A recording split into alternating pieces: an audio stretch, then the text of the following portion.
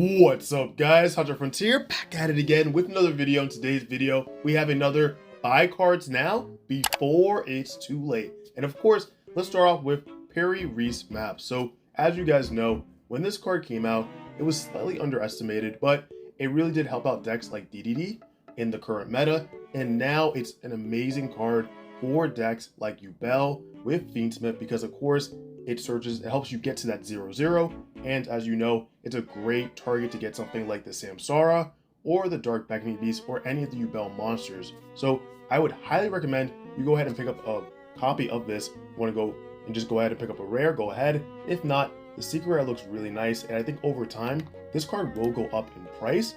You really just have to give it that time for it to shine, but definitely consider picking this one up. Moving on to our next one, we're going to be talking about Rarity Collection 2 again. Now, if you have been watching the, of course, Buy Cards Now videos on my channel, I do mention Rarity Collection 2 a lot. The reason is because I do feel like these prices will go up in price. It is our most recent Rarity Collection set, right? Until the Bonanza Rarity Collection 3. But in the meantime, take advantage of this and pick up cards before they really do skyrocket. And at that point, you're like, well, it's too expensive for me now, right? So like I said before, Crossout Designator is an insane card to get in the highest rarity possible. It's now currently around 40 bucks, but like I said, it's still at a great price and it's at the head of the set now.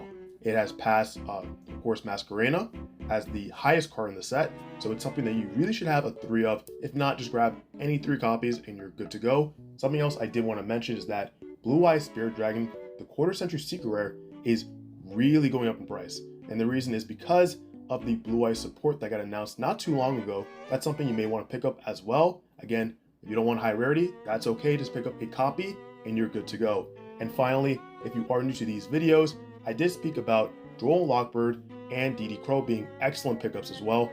But remember that it will take time for these cards to actually rise up in price because they do have a lot of competing rarities. With DD Crow, you have that Starlight and Ulti, and with Droll Lockbird, you have a OTS Ulti. So it will take time, but I highly recommend you go ahead and do so as well.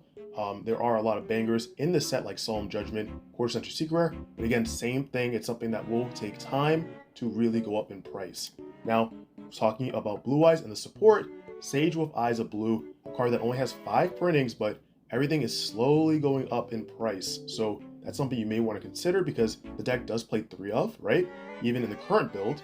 But Sage with Eyes of Blue, the Legendary Collection Kaiba secret rare, is at a really good price right now. It's something that maybe you might want to consider picking up.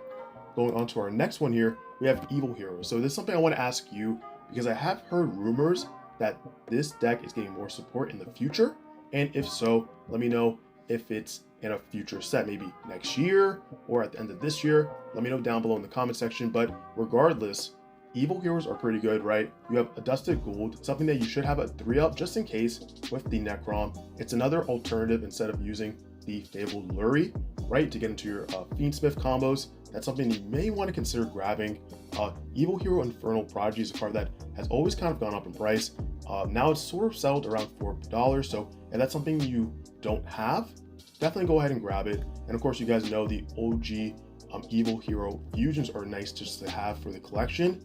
Honestly, it's another goal of mine to have a high rarity Evil Hero collection after I finish up my Yu-Gi-Oh! 5D's, of course, Signer Dragon Ghost Rares. So it's something that I have on my list. Next up, guys, is Bonfire, a card that is so generically good for fire strategies and really makes up the year of fire. So this card is currently at around 26 bucks, and a lot of the reason for that is because, of course, we are approaching that ban list, and people aren't, convinced that it will still be the year of fire after that ban list. So I think people are trying to dump off their copies, and also, some are just waiting to see what happens.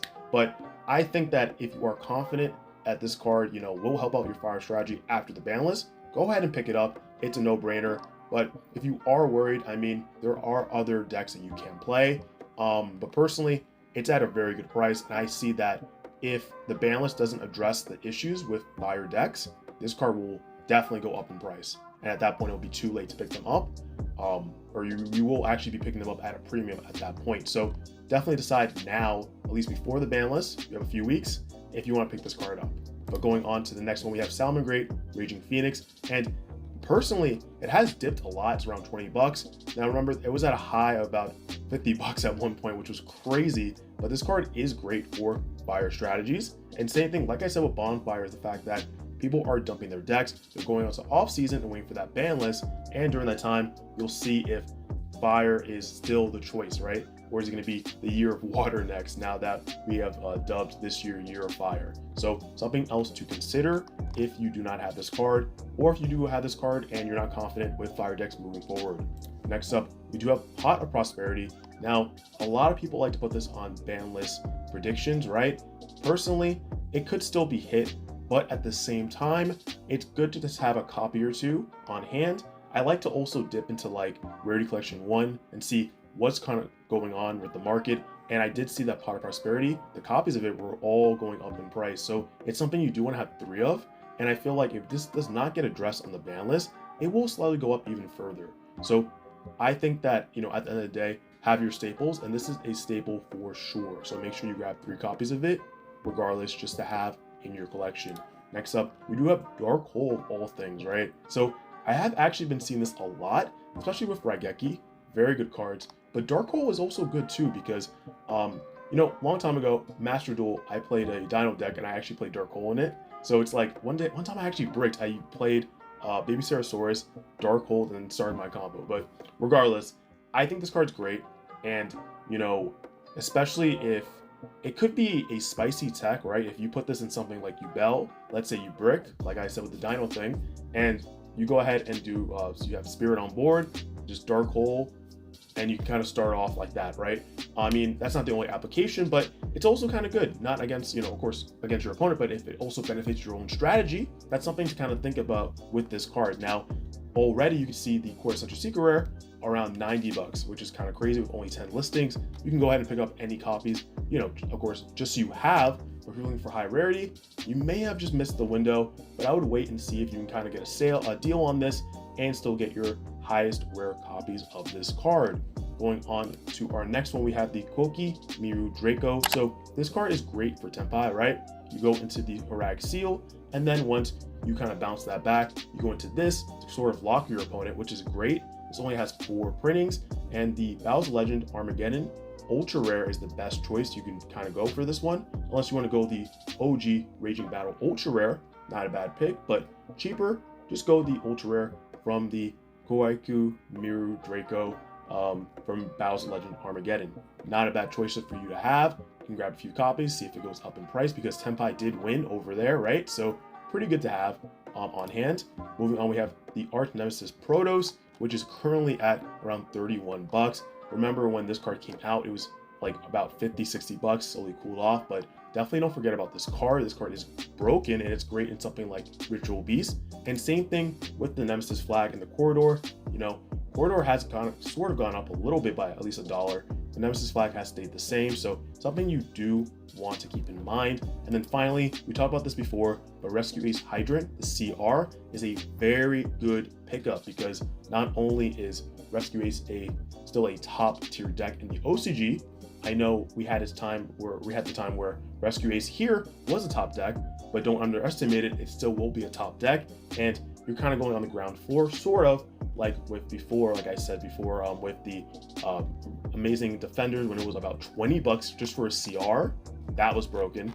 Now it's currently around 38, rising to 40. So you may want to pick up your copies now if you're going to be playing the deck long term, and really consider if that's something you do want to do, or you want to just flip them later. Whatever you want to do, decide soon before it is too late for that.